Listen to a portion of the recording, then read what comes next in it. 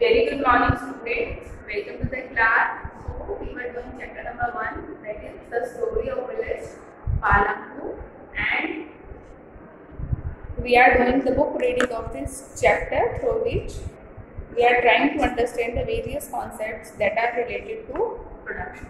And so let's continue. Open chapter number 1, page number 4.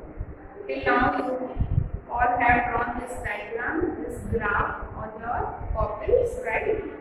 So इसके आगे भी हम देखते हैं. There are few questions. Is it important to increase the area under irrigation? Why?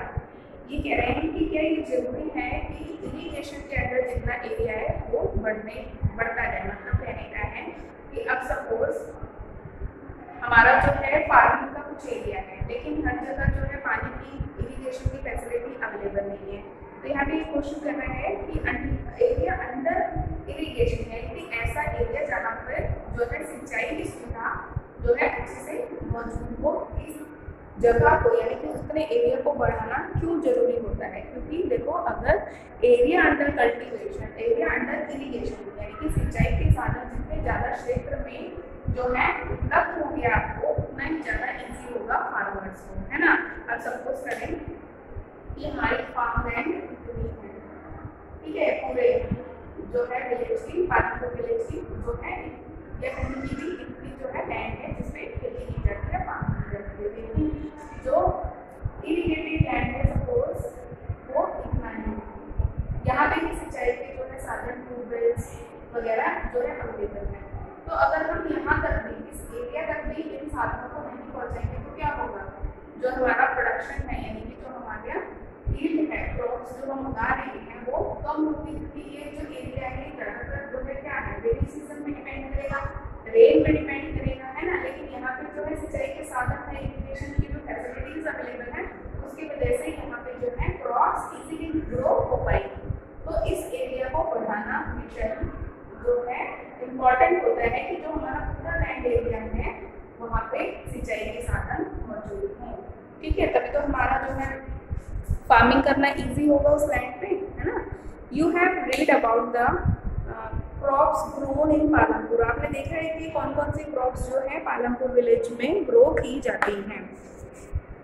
Fill the following table based on information on the crops grown in your region. ये जो table आपको नीचे गिवन है, यहाँ पे आपको क्या करना है, आपको देखना है कि आपके रीजन में कौन कौन सी जो है क्रॉप्स जो है ग्रो की जाती है, उनके नाम लिखिए. मंथ ऑफ सॉन यानी कि कौन से महीने में उनको उगाया जाता है. हार्वेस्टेड यानी कि कौन से मंथ में उनकी जो है कटाई होती है. सोर्सेज ऑफ इरिगेशन यानी कि रेन पे डिपेंड है, टैंक्स पे, ट्यूबवेल्स पे, कैनाल्स पे, कौन कौन से इरिगेशन की जो उनके सोर्सेज हैं, इसको आप फिल करेंगे, ठीक है, अपने आप से. आगे देखते हैं. You have seen that one way of increasing production from the same land is by multiple cropping. हमने देखा था कि अगर हमारे पास एक गिवन पीस ऑफ लैंड है, तो हमें पता है जो हमारा फार्म लैंड है वो सपोज इतना ही है. अब इतने ही पीस ऑफ लैंड पे हमें अगर ज़्यादा खेती करनी है यानी कि ज़्यादा प्रोडक्शन करना है, तो हम क्या कर रहे थे, हम मल्टीपल क्रॉपिंग कर रहे थे. मल्टीपल क्रॉपिंग कैसे, पहले ज्वार बाजरा उगा रहे थे एक सीजन में, दूसरे सीजन में पोटैटो और तीसरे में व्हीट, है ना. तो हम क्या कर रहे थे, मल्टीपल क्रॉपिंग कर रहे थे. क्योंकि हम लैंड एरिया तो नहीं बढ़ा सकते थे, ऐसा तो नहीं कर सकते थे कि हमारे 3 लैंड हैं और तीनों में ही हम जो है एक जगह पोटैटो, एक जगह ज्वार बाजरा और एक जगह व्हीट ग्रो कर रहे हैं. बल्कि हम क्या कर रहे थे, एक ही पीस ऑफ लैंड पे इन तीनों की फसलों को उगा रहे थे, जिसको हमने बोला था मल्टीपल क्रॉपिंग, ठीक है. तो जो है प्रोडक्शन बढ़ाने का एक तरीका क्या होता है, multiple cropping. The other way is to use modern farming methods for higher yield. इसके अलावा भी कुछ मॉडर्न जो है टेक्निक्स होती हैं फार्मिंग की, जिनकी मदद से जो है हायर यील्ड यानी कि ज़्यादा उत्पादन पा सकते हैं. Yield is measured as crop produced on a given piece of land during a single season. अब हम yield किसको कहेंगे, इसका मतलब होता है उत्पादन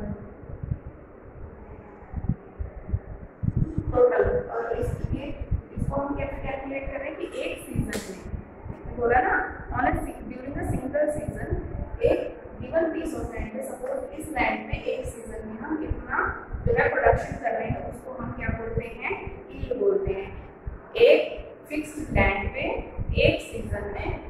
कितना जो है प्रोडक्शन किया जा रहा है उसको हम बोलेंगे। ठीक है।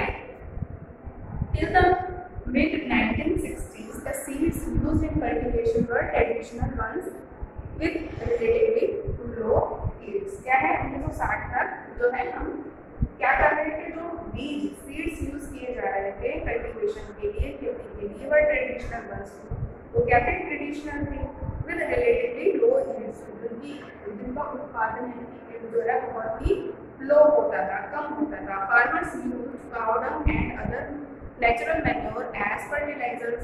फर्टिलाइजर्स के लिए लोग क्या यूज करते थे, खाद के लिए जो है काउ डंग मैन्योर यूज कर रहे थे, और जितने भी नेचुरल खाद होती है उनको यूज कर रहे थे। All these were readily available with the farmers who did not have to buy them। और ये सारी चीजें क्योंकि जानवर यानी कि गाय भैंस बैल ये सब पालते थे, तो ये सब चीजें जो है और नेचुरल थी, तो क्या है ये सब चीजें उनको रेडीली अवेलेबल होती थी, उनको कहीं से खरीदनी नहीं पड़ती थी। बीज भी उनके पास होते थे, अपनी पिछली फसल में से वो बचा लेते थे, और खाद भी वो नेचुरली यूज कर रहे थे, काउडंग मैन्योर वगैरह वो भी उनको खरीदना नहीं पड़ता था, तो हमेशा उनके पास रेडीली अवेलेबल होता था। लेकिन द ग्रीन रेवोल्यूशन यानी कि जो हरित क्रांति आई थी, कब आई थी, इन द लेट 1960 में introduce the Indian farmers to cultivation of wheat and rice during using high yield varieties of seeds HYP। हमने बोला HYP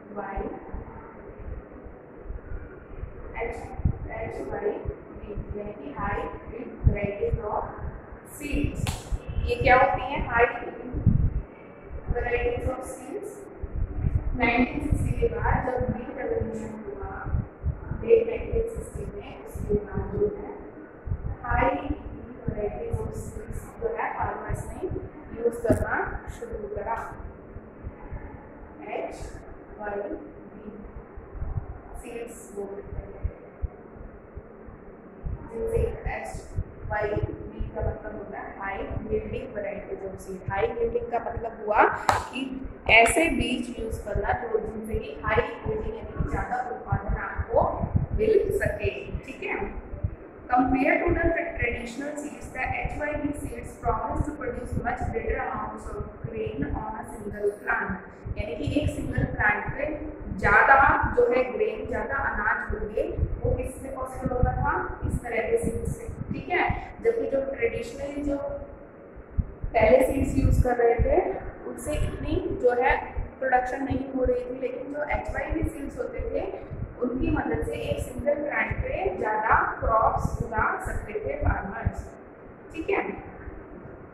ज़्यादा ग्रेन उगा सकते थे। As a result the same piece of land would now produce far larger quantities of grain. अब उतनी ही जमीन पे जो है ज़्यादा अनाज उगाया जा सकता था, क्योंकि जितना एक पौधे पे पहले अनाज ग्रो हो रहा था उससे ज़्यादा एक सिंगल पौधे पे अब ग्रो हो रहा था। तो लैंड का जो पीस था वो तो सेम था, है ना, लेकिन अभी क्या हो रहा था, HYP सीड्स की मदद से जो है प्रोडक्शन फार्मर्स का इंक्रीज होने लगा।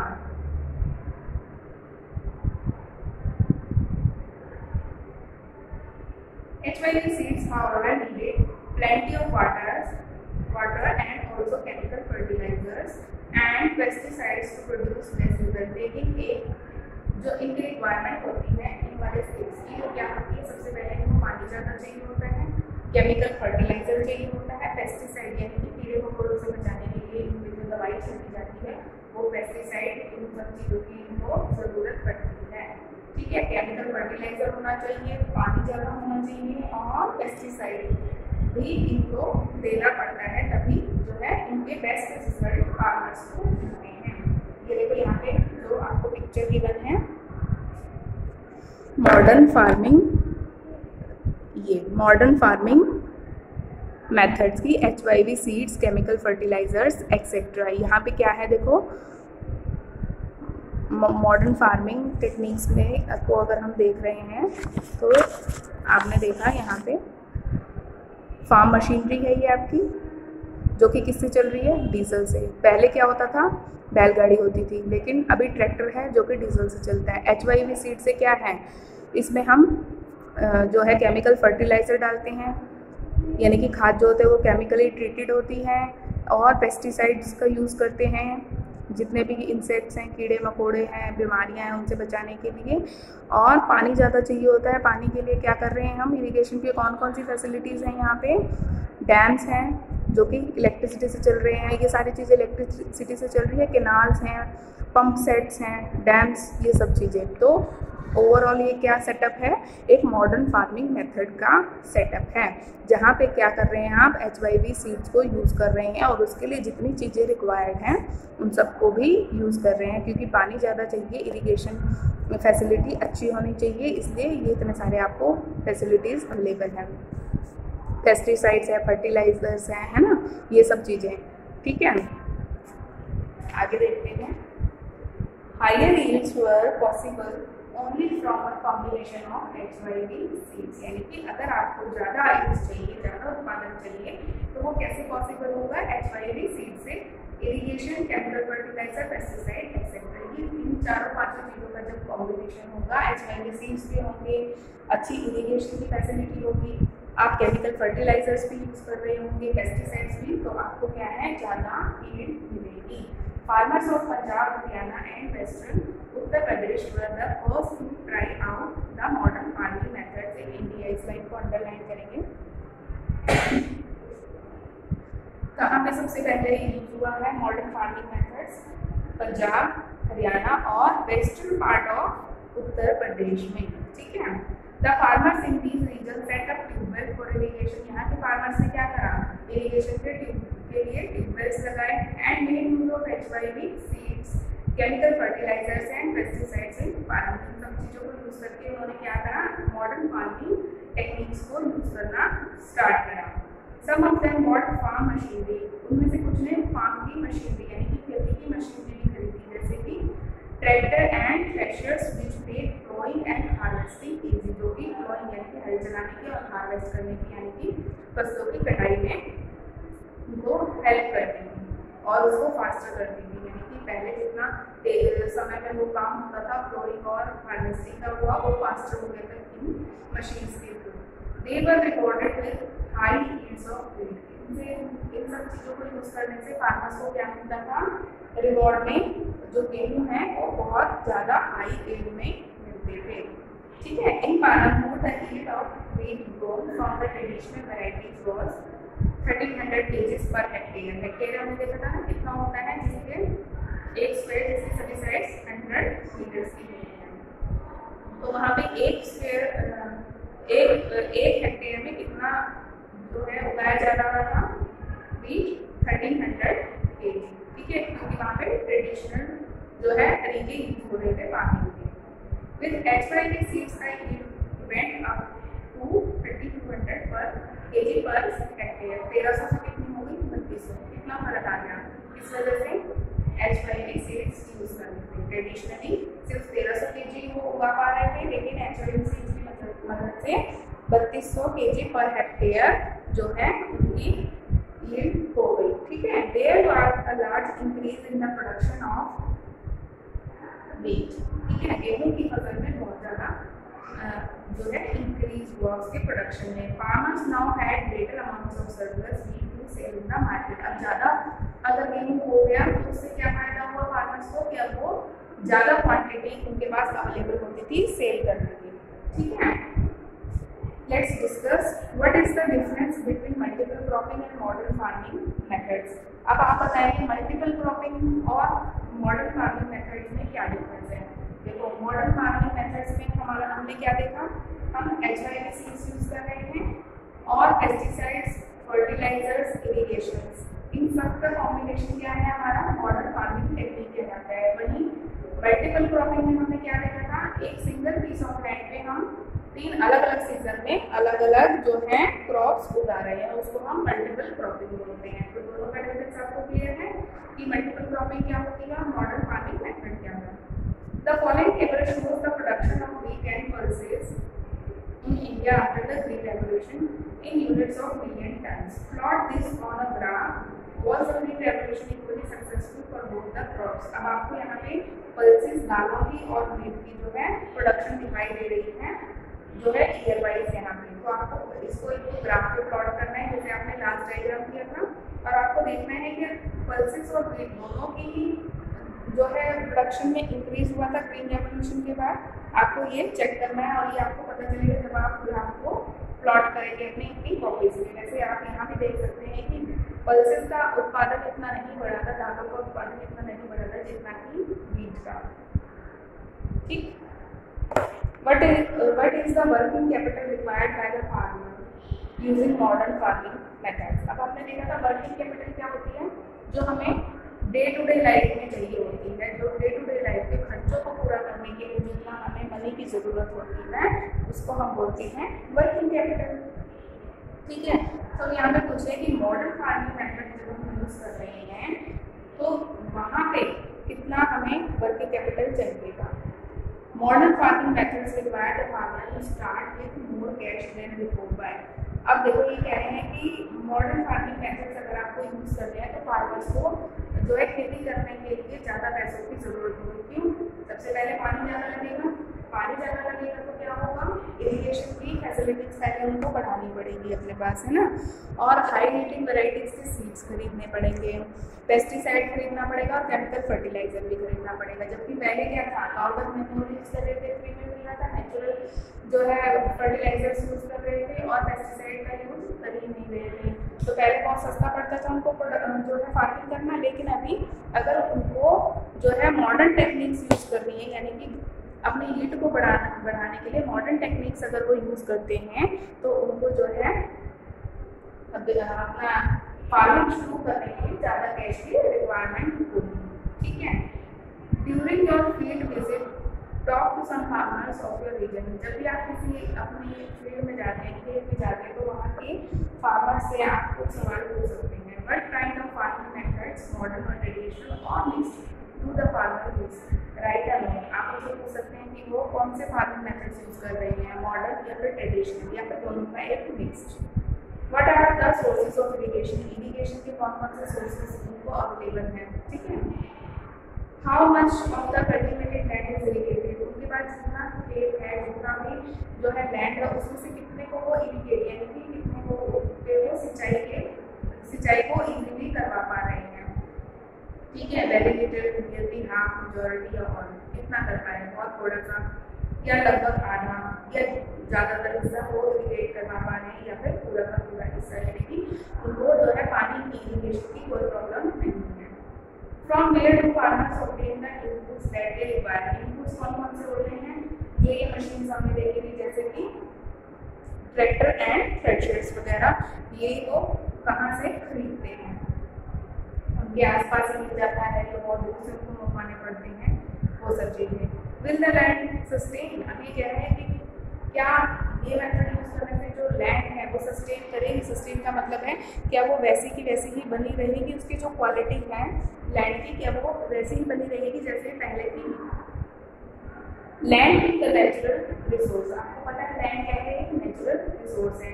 It is necessary to be very careful in its use, इसलिए हमें, क्योंकि ये नेचुरल रिसोर्स है, हमें इसका यूज जो है बहुत ध्यान से करना चाहिए। ठीक है, scientific reports indicate that the modern farming methods have overused the natural resource base. अब साइंटिफिक जो रिपोर्ट्स हैं वो ये बताती हैं कि मॉडर्न फार्मिंग जो मेथड्स है जिनको हम यील्ड को बढ़ाने के लिए यूज तो कर रहे हैं, लेकिन अल्टीमेटली वो क्या कर रही है, वो हमारे नेचुरल रिसोर्स को ओवर यूज कर रही है। अब आपको पता चला ओवर यूज क्या, ओवर यूटिलाइजेशन, यानी कि हम लैंड का क्या कर रहे हैं, ओवर यूटिलाइजेशन कर रहे हैं। In many areas, green revolution is associated with the loss of soil fertility due to increased use of chemical fertilizers। देखो ग्रीन रेवोल्यूशन में जो है यील्ड तो बढ़ा नहीं फार्मर्स की, उनका जो है उत्पादन तो बढ़ गया, लेकिन उसने क्या करा, जो सॉइल की फर्टिलिटी यानी कि जितना अनाज को उगा पाती थी पहले, सॉइल यानी कि मिट्टी, उसकी फर्टिलिटी को बहुत कम कर दिया है। क्यों? क्योंकि हम इस पर लगातार केमिकल फर्टिलाइजर्स और पेस्टिसाइड्स का इस्तेमाल कर रहे हैं, जिसकी वजह से जो क्वालिटी है मिट्टी की वो खराब हो गई है और वो उतनी फर्टाइल नहीं रही है जितनी कि वो पहले हुआ करती थी। Also continuous use of ground water और tubewell irrigation has reduced the water table below the ground, क्योंकि जमीन में से पानी आता है, हमें पता हाई हाई एरिंग वैरायटी तो इसके लिए हमें ज़्यादा पानी की जरूरत है, यानी कि ज़्यादा ट्यूबवेल्स लगवा रहे हैं लोग, है ना, जमीन में से जो है ज़्यादा पानी निकाला जा रहा है, तो धीरे धीरे जो पानी का स्तर है वो भी गिरता जा रहा है। क्लियर है? क्लियर है? तो दो नुकसान हुए, एक तो जो जमीन है, जो सॉइल है, उसकी जो क्वालिटी है वो डिमिनिश हो रही है, वो खराब हो रही है। दूसरी तरफ जो पानी का लेवल है जमीन के नीचे वो गिरता जा रहा है, क्योंकि ज़्यादा से ज़्यादा पानी हम जो है सिंचाई के लिए यूज़ कर रहे हैं। Environmental resources like soil fertility and ground water are built up over many years. तो ये जो सारी चीज़ें हैं, यानी कि सॉइल की जो क्वालिटी है, पानी का जो लेवल है, वो बनने में बहुत टाइम लगता है, क्योंकि ये सारी चीज़ें क्या है, नेचुरल है। Once destroyed it is very difficult to restore them. एक बार अगर ये खराब हो जाती है तो दोबारा इनको रिस्टोर करना, दोबारा उसी कंडीशन में लाना बहुत मुश्किल है। एक बार पानी का जो लेवल है बहुत नीचे गिर गया तो वापस उस लेवल तक लाना तो बहुत मुश्किल है। उसी तरह अगर मिट्टी की क्वालिटी एक बार खराब हो गई सॉइल की, तो उसको वापस उसी अच्छी क्वालिटी का बनाना वो बहुत लंबा टास्क है, क्योंकि बहुत ज़्यादा साल, बहुत टाइम लगता है इन चीज़ों को वापस से बिल्ड करने में, वापस से रिस्टोर करने में। We must take care of environment to ensure future development of agriculture. अगर हमें एग्रीकल्चर में डेवलपमेंट करनी है तो साथ में हमें अपने जो नेचुरल रिसोर्सेज हैं उनका भी, अपने इन्वायरमेंट का भी जो है बहुत ज़्यादा ध्यान जो है रखने की ज़रूरत है। क्लियर? क्लियर है? ऐसा नहीं है कि हम सिर्फ जो है प्रोडक्शन पे, यील्ड पे ध्यान देंगे कि बस हमें ज़्यादा से ज़्यादा क्रॉप्स प्रोड्यूस करनी है, लेकिन एक टाइम अगर ऐसा आ जाएगा कि सॉइल फर्टिलिटी इतनी भी हो जाए कि बिना केमिकल के आप उसमें कुछ उगा ही नहीं सकते, तो पहली चीज़ तो क्या है, क्रॉप्स खराब होंगे, क्योंकि उनमें इतना ज़्यादा केमिकल होगा, और उस क्रॉप को जब हम खाएंगे, कंज्यूम करेंगे, बेसिकली क्रॉप्स क्या है, पानी जो भी आउटपुट है उनको हम कंज्यूम करते हैं, खाते हैं, ठीक है, तो क्या होगा, लोगों की हेल्थ डिग्रेड होगी, उनको हेल्थ के इशू आएंगे, क्योंकि उस जो अनाज को खा रहे हैं उसमें बहुत ज़्यादा केमिकल होगा, है ना। लेकिन किसानों के पास कोई ऑप्शन नहीं होगा, क्योंकि जो सॉइल फर्टिलिटी है वो इतनी खराब हो चुकी है कि बिना केमिकल के वो कुछ उगा ही नहीं सकते। तो ओवरऑल आप ये समझा रहे हैं कि अगर हमें जो है एग्रीकल्चर को बढ़ावा भी देना है तो साथ में हमें इन्वायरमेंट का भी ध्यान रखना बहुत ज़रूरी है। ना तो हम पानी को इतना ज़्यादा ख़त्म कर दें, यूज़ कर दें कि जो वाटर टेबल है वो बहुत ज़्यादा नीचे चला जाए, और ना ही जो है सॉइल को इतना डिग्रेड कर दे कि सॉइल की फर्टिलिटी बिल्कुल लो हो जाए। ठीक है। After reading the following reports from newspapers, magazine, write a letter to the agriculture minister in your own words, telling him how the use of chemical fertilizers can be harmful.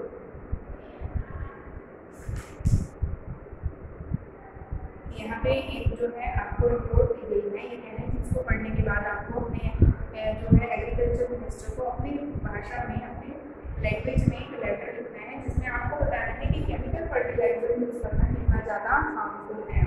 Chemical fertilisers provide minerals which dissolve in water and are immediately available to plants.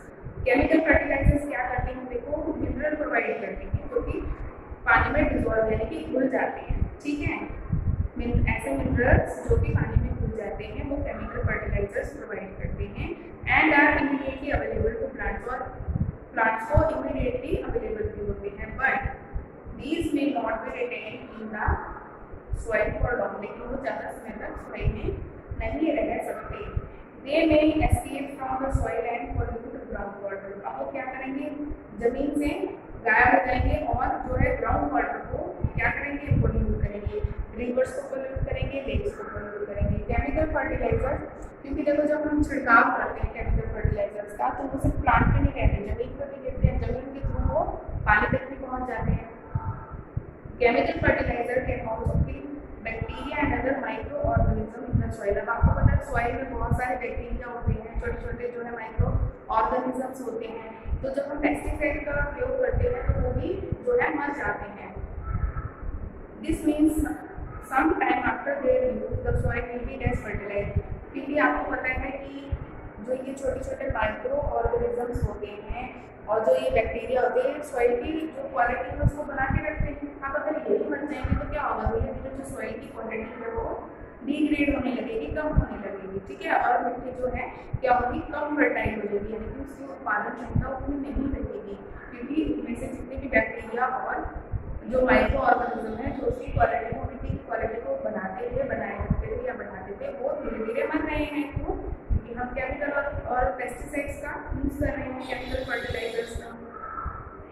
ठीक है, the soil will be less fertile then ever before, इस source यानी कि जहाँ से हमें ये urea को डाउनवर्ड मिल रही है। The consumption of chemical fertilisers in Punjab is highest in the country, ये कंट्री में पंजाब में सबसे ज़्यादा केमिकल फर्टिलाइजर्स को यूज किया जाता है। The continuous use of chemical fertilisers has led to degradation of soil health, और लगातार केमिकल का प्रयोग करने से क्या हो गया, जो सॉइल की हेल्थ है वो बहुत ज़्यादा डिग्रेड हो गई है, यानी कि बहुत ज़्यादा कम हो गई है। Punjab farmers are now forced to use more and more chemical fertilisers and other inputs to achieve the same production level. देखो शुरुआत में क्या हुआ होगा, कम फर्टिलाइजर यूज होता होगा क्योंकि मिट्टी की क्वालिटी अच्छी थी। जब मॉडर्न फार्मिंग मेथड यूज करने स्टार्ट किए तो क्या हुआ होगा कि उन्होंने जो है उस टाइम तो सॉइल की फर्टिलिटी सही रही होगी स्टार्टिंग में, लेकिन धीरे धीरे जैसे जैसे केमिकल फर्टिलाइजर्स का यूज़ बढ़ा तो क्या होने लगा, धीरे धीरे जो है सॉइल की फर्टिलिटी लो होने लगी। सॉइल की फर्टिलिटी लो हुई तो उनको केमिकल ज़्यादा यूज़ करना पड़ा। अब पंजाब में कंडीशन ये आ चुकी है कि अगर आपको वही लेवल ऑफ प्रोडक्शन अचीव करना है जितना आप अपने पिछले सालों में अचीव कर रहे थे, वो आप मजबूर हैं, वहाँ के किसान मजबूर हैं कि वो ज़्यादा से ज़्यादा केमिकल फर्टिलाइजर्स का यूज़ करें, क्योंकि अब उनकी सॉइल फर्टिलिटी इतनी कम हो चुकी है कि सेम लेवल को अचीव करने के लिए उनको ज़्यादा से ज़्यादा फर्टिलाइजर का यूज़ करना ही पड़ रहा है। क्लियर है? Clear? How is land distributed between the farmers of Palampur. अब हम ये देखते हैं कि पालमपुर में लैंड डिस्ट्रीब्यूट कैसे है, कितने लोगों को किस किस तरीके से लैंड का डिस्ट्रीब्यूशन वहाँ पे किया गया है।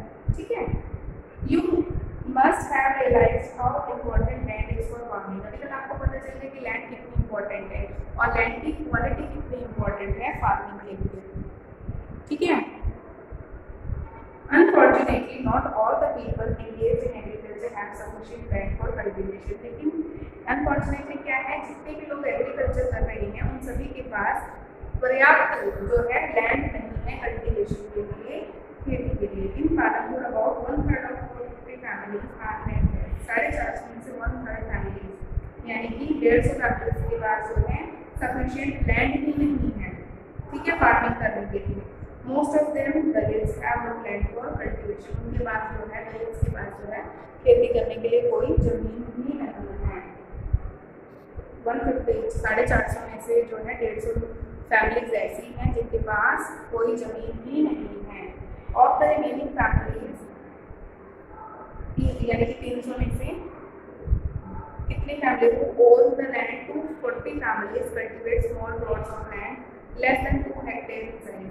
240 फैमिलीज ऐसी हैं 300 में से जो बच रही हैं जिनके पास सिर्फ 2 हेक्टेयर जमीन ही है, ठीक है, खेती करने के लिए। Cultivation of such plot doesn't bring adequate income to the farmer family. अब इतने छोटे छोटे जब खेत होंगे तो उनकी जो फार्मर्स की जो फैमिली है उनकी इनकम भी बहुत लो होगी, क्योंकि छोटे खेत से क्या होगा, कम ही प्रोडक्शन वो कर पाएंगे, कम प्रोडक्शन कर पाएंगे तो क्या होगा, कम ही उनकी इनकम होगी। इन 1960 Govind was a farmer with 2.25 hectares of largely unirrigated land। 1960 में गोविंद क्या था, एक फार्मर था जिसके पास 2.25 हेक्टेयर की एक ऐसी लैंड थी जो कि अनइरिगेटेड थी, यानी कि सिंचाई के साधन उसके पास नहीं थे। With the help of his 3 son Govind cultivated the land. अपने 3 सन की मदद से वो क्या करता था, खेत को कल्टीवेट करता था। दो they did not live very comfortably, the family managed to feed itself with a little bit of extra income from one buffalo that the family possessed। यानी कि उस फैमिली की इनकम बहुत ज़्यादा तो नहीं थी, लेकिन फिर भी वो अपना भरण पोषण आसानी से कर पा रहे थे और उनके पास एक क्या था, बफेलो था जिसकी हेल्प से वो खेती कर रहे थे। Some years after Govind's death, अब जब गोविंद की डेथ हो जाती है उसके कुछ टाइम बाद, this land was divided among his 3 sons। अब वो पूरा जो 2.25 हेक्टेयर की जो लैंड थी वो उसके 3 बच्चों में डिवाइड हो जाती है। अब क्या हो गया, खेत का साइज और छोटा हो गया। Each one of now Each one now has a plot of land that is only 0.75 hectare in size. अब हर एक हिस्से कितना आया? सिर्फ 0.7 हेक्टेयर ही आया. Even with improved irrigation and modern farming methods, Robinsons are not able to make a living from their land. अब जबकि उनको लोग मॉडर्न फार्मिंग मेथड्स भी यूज़ कर रहे हैं, इरिगेशन फैसिलिटी भी यूज़ कर रहे हैं, तो भी वो क्या है, बहुत अच्छा जो है इनकम जनरेट नहीं कर पा रहे क्योंकि उनका लैंड का साइज बहुत छोटा है.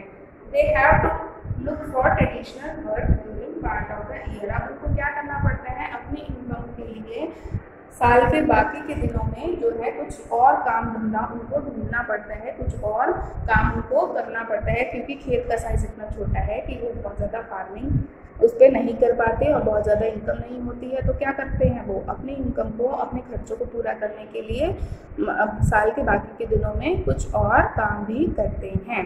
क्लियर है?